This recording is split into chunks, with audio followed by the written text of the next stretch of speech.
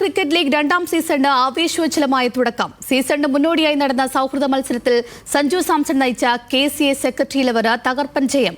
അവസാന ഓവർ വരെ ആവേശം നേടിയിരുന്ന മത്സരത്തിൽ സെക്രട്ടറി 11 പ്രസിഡന്റ് 11 ഒരു വിക്കറ്റിന് തോൽപ്പിച്ചു.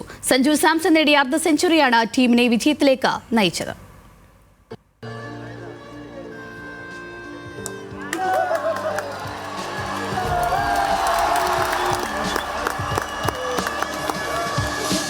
സൗഹൃദ മത്സരമായിരുന്നില്ല കാര്യവട്ടം ഗ്രീൻഫീൽഡ് സ്റ്റേഡിയത്തിൽ നടന്നത്. ഓരോ ഓവറിലും ആവേശം നിറയ്ക്കുന്ന വാശിയേറിയ പോരാട്ടം.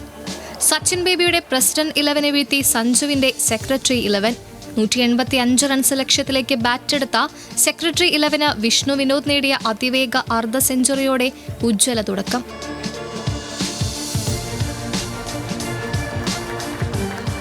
തുടരെ വിക്കറ്റുകൾ വീണു. ടീം പ്രതിസന്ധിയിൽ നിൽക്കുമ്പോഴാണ് സഞ്ജുവിന്റെ വരവ്. ഒരറ്റത്ത് നിലയുറപ്പിച്ചു കളിച്ച സഞ്ജു 36 പന്തിൽ 3 സിക്സും 2 ഫോറും ഉൾപ്പെടെ അടിച്ചുകൂട്ടിയത് 54 റൺസ്.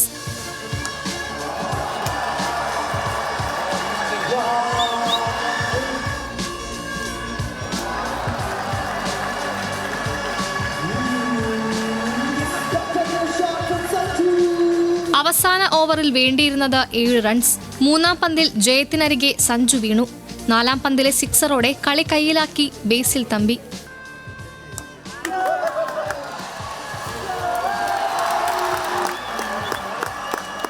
ആദ്യം ബാറ്റ് ചെയ്ത പ്രസിഡന്റ് 11 രോഹൻ കുന്നുമലിന്റെ അർദ്ധ സെഞ്ചുറി മികവിലാണ് 8 വിക്കറ്റ് നഷ്ടത്തിൽ 184 റൺസ് എടുത്തത്.